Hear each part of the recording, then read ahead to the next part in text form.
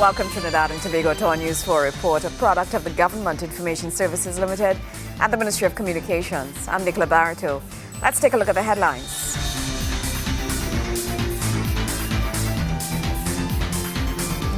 The Minister of National Security says proven successful initiatives can be implemented in this country.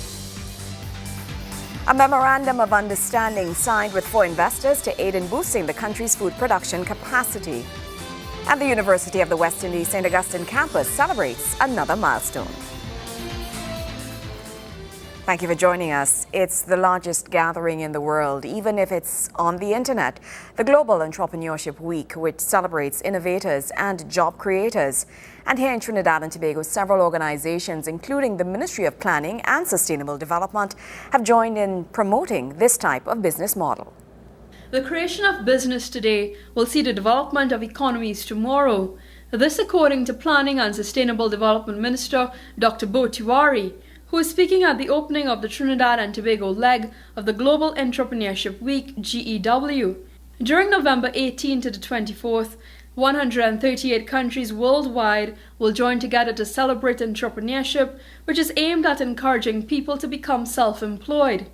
Speaking to the gathering, Minister Tiwari says celebrating this type of enterprise development among youths will set in motion the creative structure needed for new business. Entrepreneurs play a life-giving role in the transformation of low-income, traditional economies to modern economies. All over the world, they have led the charge in the move towards the information age, to the driving of digital technology and social enhancement by creating new technologies or by innovating uses for old technology. And we are beginning now to see some of this happening in Trinidad and Tobago. This year's celebration has seen the ministry partner with a number of private sector companies as well as youth business Trinidad and Tobago, YBTT. Chairman of the group Richard Young says the list of activities outlined for the week will seek to inculcate this culture of entrepreneurship among young persons participating. The purpose of GW is to place entrepreneurship on the national agenda so that many individuals will be inspired to pursue ventures that will improve the lives of people everywhere. Similar to what's taking place in many other countries, we in Trinidad and Tobago are aggressively exploring ways of promoting a culture of entrepreneurship and developing an ecosystem that supports nascent and startup enterprises. We are aware that an important prerequisite is that all major stakeholders must collaborate. It is with this in mind that we established a GW Advisory Board earlier this year, comprising representatives of the Ministry of Planning and Sustainable Development, Ministry of Labour and Small and Micro Enterprise Development, the Tobago House of Assembly. Minister Tiwari says emphasizing on this sector has the potential to see local innovations reach the international level. First of all, we have the Idea to Innovation program. It is now in its 2nd year, and we are preparing for the 3rd. And this is targeted to enhancing and directly facilitating the development and participation of citizens in impactful, innovative actions. This in turn engages citizens not only in thinking about innovation, but taking innovative ideas to the marketplace, where we can compete with our ideas, inventions and creations on a global scale eventually. Among the list of activities carded to promote GEW includes webinars, an open house, workshops and an expo in the Matlock area. Kimberly Calawan, News 4. In other news, Trinidad and Tobago will move to implement a new approach to tackling the issue of crime. The Minister of National Security notes that one must understand that there is no such thing as a Trinidad crime or a New York crime, and that proven successful initiatives can be implemented in this country. Recently, former New York Police Commissioner William Bratton visited Trinidad and Tobago shores to conduct a diagnostic test of the police service to determine the root cause of its problems and to find a way forward for a more efficient organization and ultimately a safer country. He was also the featured speaker at the National Security's Crime Conference entitled A Country to Defend. Speaking to News 4's Nicola Barreto, Minister of National Security, Captain the Honourable Gary Griffith, spoke of how a new scientific approach to fighting crime in Trinidad and Tobago could produce the results citizens have been calling for. The Honourable Minister believes that the legacy and track record of Mr. Bratton speaks for itself, and he urged citizens to not see Mr. Bratton's work in Trinidad and Tobago as being politically motivated. When you look at someone who has been successful all over the world, when the United Kingdom can ask him to become the commissioner in London, when it is that you can look at a man who has reduced crime in Detroit, in Boston, in Los Angeles, in New York City, through scientific things that we have never done before, then it is we need to take away the ego, we need to take away political affiliation, and we need to look and get the job done. He said the public is calling for results, implementation, and a hands-on approach with a proven track record. And that's what Mr. Bratton brings to the table. So what he brings to the table is the scientific approach of knowing what can be done and how to implement it. And I think that is very important. And bringing him here, that is just the fact that when I go back to where I initially started, there's no such thing as a Trinidad or a New York crime, because the same citizen in Trinidad and Tobago that will not wear his safety belt and that say that is a Trinidad crime, as soon as he hits Miami International Airport, and he goes in a Hertz vehicle on Avis, he snaps up. Where's the Trinidad crime and the New York crime? If it is that someone drinks when they leave Arpita Avenue, they drink 6 or 7 beers and they hope they could slip away. As soon as they go into JFK and they jump in a vehicle, they will make sure that they will have a designated driver. And so the point being is that they will not do these things in other places because they see the deterrent, they see the possibility that they could break, they will drive within the speed limit because they do not know if there's a traffic light somewhere that will actually snap and take the photo of their license plate. And that is why there is no such thing with a foreigner coming in here. What we have is a situation of crime being a product of opportunity, and if we put the mechanisms in place, the person will not commit the crime. And we have someone who has proven to know how to deal with these things, implement it in a quick time, and if it is we can utilize his guidance, then we can implement. And my job is not to talk, but to implement. The Honourable Minister spoke of what can be expected now that Mr. Bratton has completed his visit. He also complimented the Trinidad and Tobago Police Service and the Police Welfare Association on the level of professionalism that was displayed during this process. Well, they will then bring to the table with a possible plan for a diagnostic test to look at what we can do to improve the police service, and which is very good, and it shows the professionalism of our police service, where they have gone to 10 years ago. And now the law enforcement officers from the Police Welfare Association, Mr. Stephen Williams, who is highly educated, highly versed, and an intelligent individual, but these individuals, to show their intelligence, they don't have an ego, they don't have a chip on their shoulder where they will say, I don't need foreign help.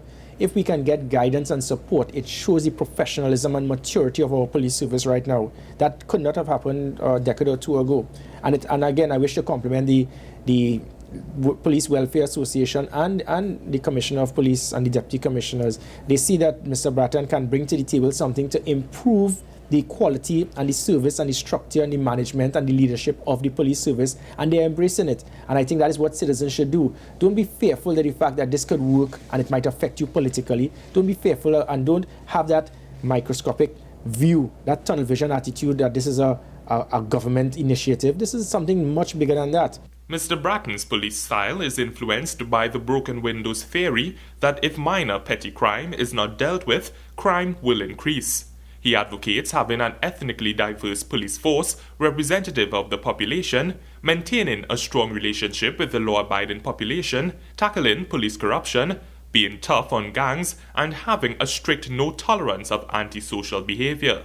To hear more on the Minister's crime plan and initiatives under the National Security Ministry, stay tuned to TV4 for the full exclusive interview. Nikolai Edwards, News 4. When we come back, the Canada Hall turns 50. Stay with us.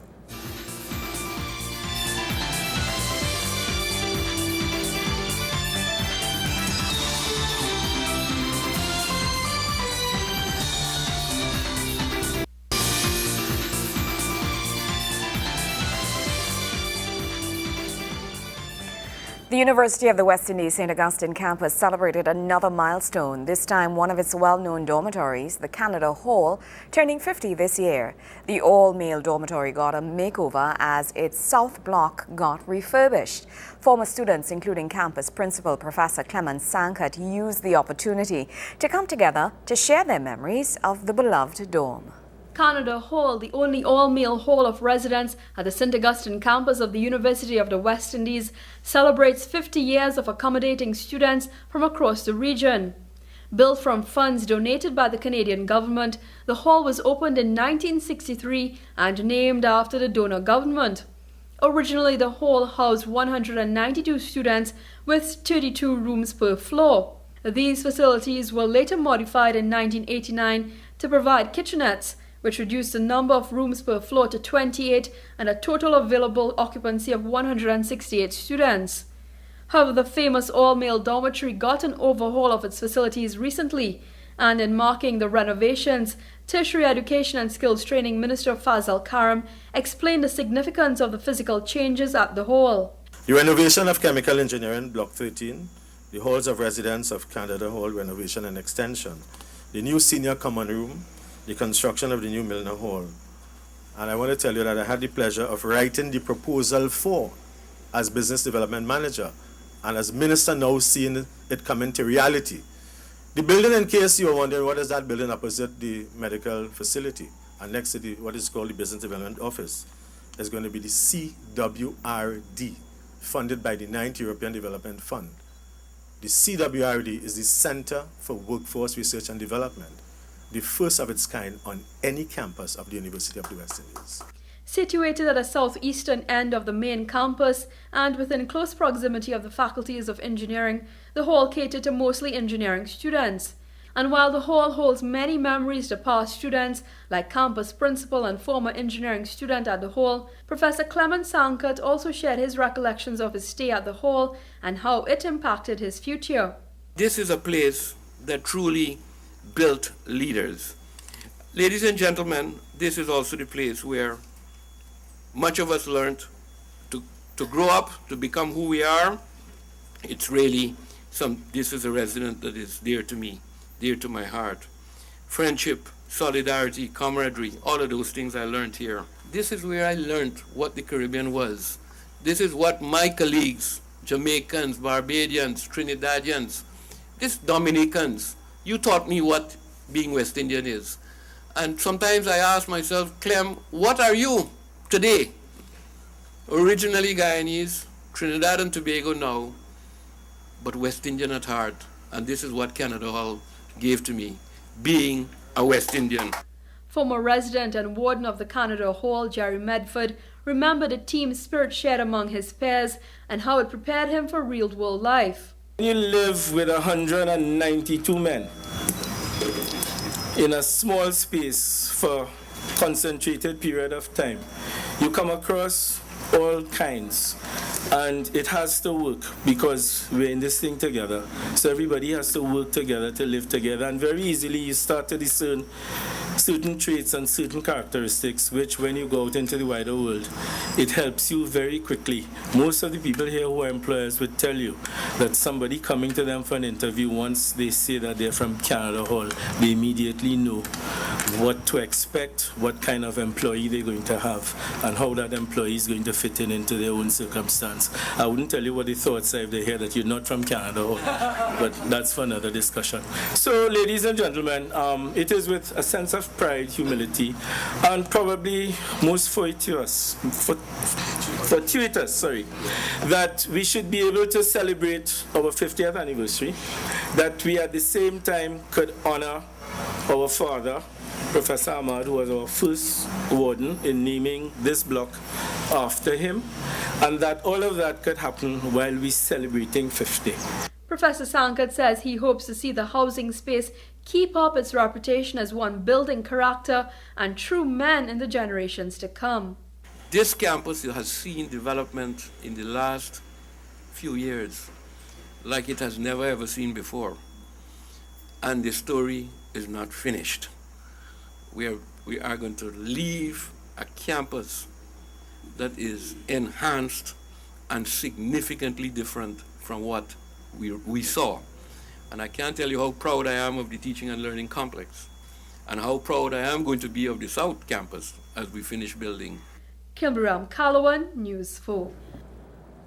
12 million in profit is what the Honorable Devant Maharaj, Minister of Food Production, expects to reap from the Carini Green Initiative.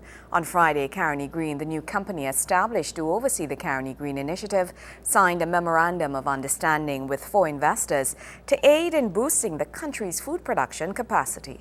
At the signing of the Memorandum of Understanding with 4 investors on Friday, Minister Maharaj assured that farmers involved in the project would get the greatest share of the profit. He said government was always looking for different means of investment in the country's resources.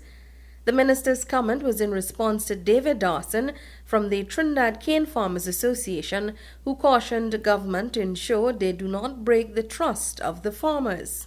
The uncertainty that characterized the agriculture sector under the past administration have been reversed.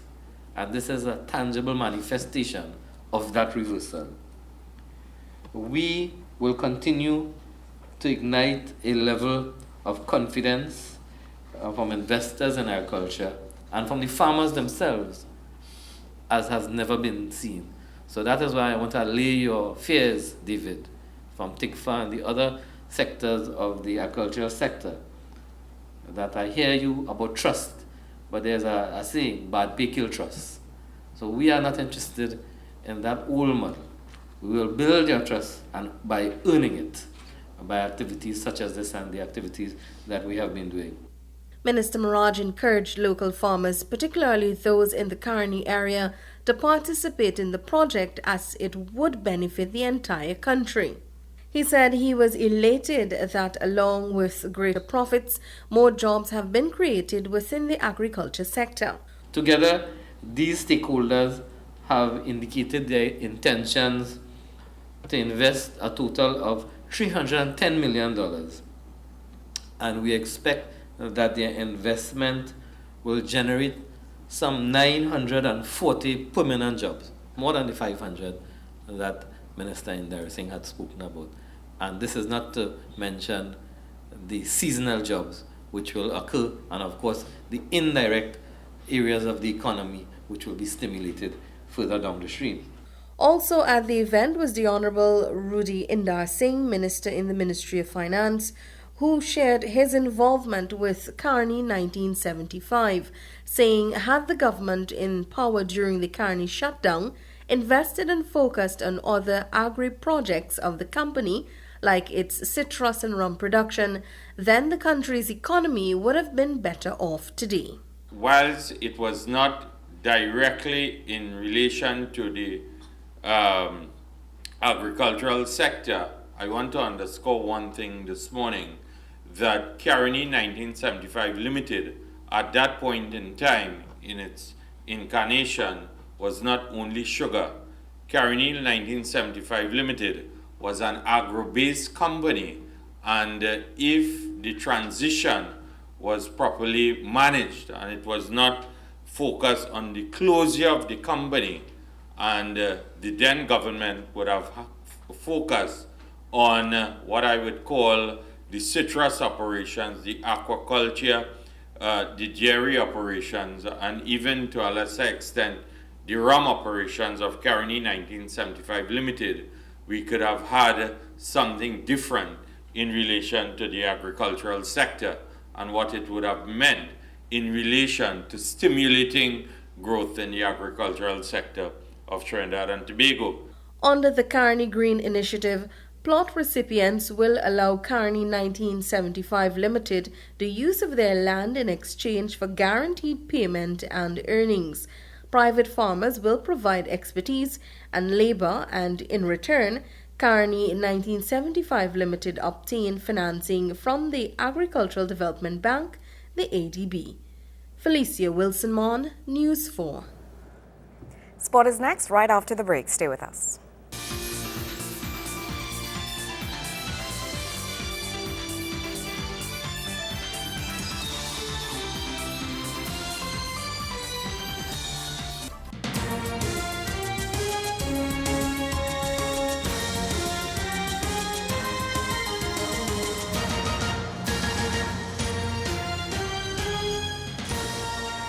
The Ministry of Sport's inaugural live sport program has held a prize-giving ceremony as the first day of the program came to an end.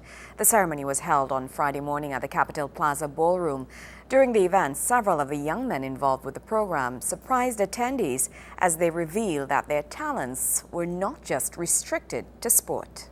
Minister of Sport, the Honorable Anil Roberts, developed live sport as a mechanism to bring change to the lives of young men between ages 18 to 25 who live in at-risk communities and are exposed to gang violence and criminal activity. The young men attend classes every day at 33 centers across Trinidad for skills training and sport-specific training. All the centers then compete against each other in football, basketball, and cricket. Participants are also encouraged to participate in additional competitions such as Calypso, Extempo, and Chutney competitions. In delivering his feature address, Minister Roberts expresses his pride in the participants. He congratulates them for their resilience throughout the program despite the challenges and advises them to embrace their talents if they wish to be successful in life. In the second year of the 2-year live sport program, there are plans to expand the range of skills available to participants as well as to further engage the young men to give back to their communities through an intervention of their own design. Gregory McBurney, News 4 Sports. When we come back, sustainable tourism in Tobago.